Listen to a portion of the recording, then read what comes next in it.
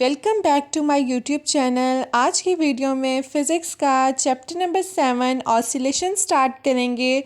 तो हमें basic concept पता होना चाहिए कि हम ऑसिलेशन को किस तरह से डिफ़ाइन कर सकते हैं और हमारे पास ऑसिलेटरी मोशन क्या होती है और ऑसिलेटरी मोशन को हम कह सकते हैं वाइब्रेटरी मोशन। तो हम इसको किस तरह से डिफ़ाइन कर सकते हैं, आज की वीडियो में ये सब चीज़ें डिटेल्ड में एग्ज़ाम्पल के साथ डिस्कस करेंगे। अब हम देखते हैं कि हम ऑसिलेटरी मोशन और वाइब्रेटरी मोशन की डेफिनेशन को किस तरह से लिखते हैं। The to and fro motion of a body about the mean position is called oscillatory motion और vibratory motion. To and fro motion का क्या मतलब है? यहाँ पर हमारे पास to and fro motion of a body, हम इसको किस तरह से डिफ़ाइन कर सकते हैं। जो बॉडी है उसकी जो मूवमेंट आगे की तरफ हो रही है और जो मूवमेंट पीछे की तरफ हो रही है, उस चीज़ को हम कहते हैं to and fro motion of a body about the mean position is called oscillatory motion और वाइब्रेटरी मोशन।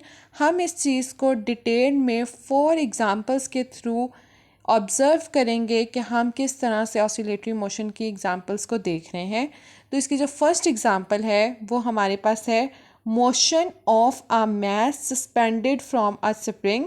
ये राइट साइड पे मैंने 2 फिगर्स प्लॉट की हुई हैं। तो जो फर्स्ट फिगर है हमारे पास, हम उसको देख सकते हैं कि हमारे पास यहाँ पर एक मोशन शो हो रही है, motion of a mass suspended from a string. ठीक है, अब यहाँ पर ये जो मैस है इसको स्ट्रिंग के साथ वो सस्पेंड हुआ है और उसकी टू एंड फ्रो मोशन हो रही है about its mean position mass की। ठीक है, तो एक इसकी ये एग्जांपल है। नेक्स्ट एग्जांपल हमारे पास है motion of a simple pendulum. Pendulum एक साइड से टू एंड फ्रो मूव कर रहा है और उसकी इस तरह से हमारे पास जो है वो मूवमेंट हो रही है। इसकी ये एग्जांपल हो गई। अब हम इसकी थर्ड एग्जांपल देखते हैं कि हमारे पास थर्ड एग्जांपल क्या है कि एक सरफेस है, उसके ऊपर हमारे पास एक स्टील का रूलर है। ठीक है, रूलर है, स्टील स्केल है हमारे पास। तो उसको हमने इस सरफेस के वन एंड पे हम लोगों ने उसको फिक्स किया हुआ है। तो जब हम इसको मूव करेंगे तो ये हमारे पास क्या होगा, ये हमारे पास टू एंड फ्रो मूव करेगा, उसकी इस तरह से मूवमेंट होगी हमारे पास। ठीक है, तो यहाँ पर जो हमारे पास स्टील रूलर है जो कि हमने फिक्स किया हुआ है एट वन एंड, उसकी हमारे पास टू एंड फ्रो मोशन हो रही है। फोर्थ एग्जांपल देखें, हमारे पास 4 एग्जांपल क्या हो सकती है इसकी, वो देखें। हम एक स्टील बॉल ले लेते हैं, steel ball rolling in a curve dish. तो अब यहाँ पर मैं उसकी फिगर ड्रॉ करूँगी तो उससे भी हम ऑब्ज़र्व कर सकते हैं कि किस तरह से वो जो बॉल है वो to and fro motion show कर रही है। तो हमारे पास सबसे पहले एक सरफेस है, इस सरफेस के ऊपर हमारे पास ये एक कर्व डिश है।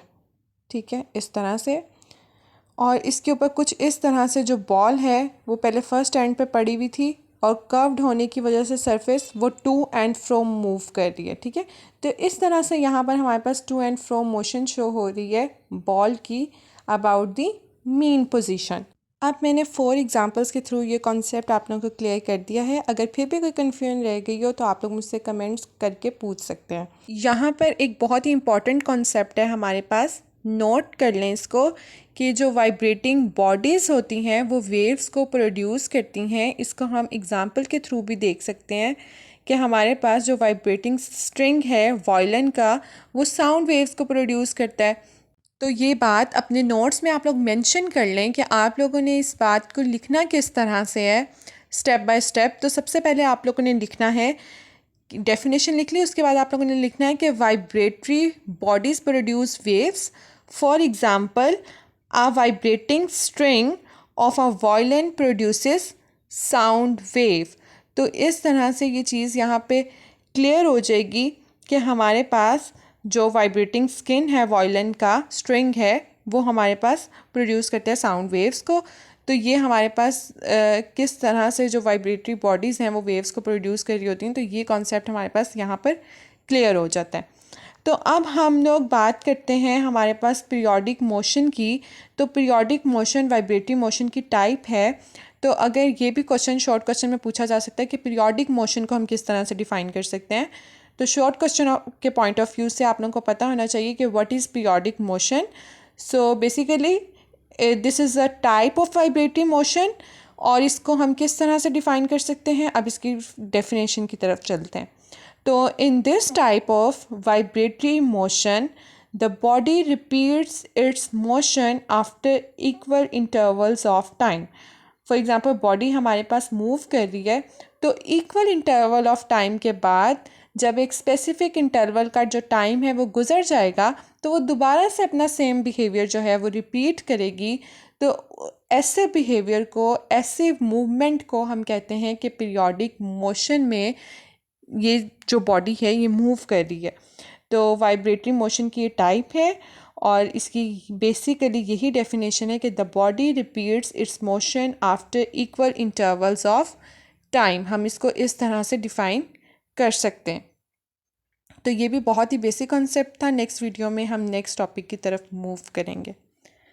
अगर आप लोगों को वीडियो अच्छी लगी हो तो वीडियो को लाइक करें, अपने फेलोज़ के साथ शेयर करें, और चैनल को भी सब्सक्राइब करें, और बेल आइकन के बटन को प्रेस करके नोटिफिकेशंस ऑन कर लीजिए ताकि हर नई आने वाली वीडियो आप लोगों तक फ़ौरन से पहुंच जाए, क्योंकि आगे बहुत ही इंटरेस्टिंग वीडियोस आने वाली हैं।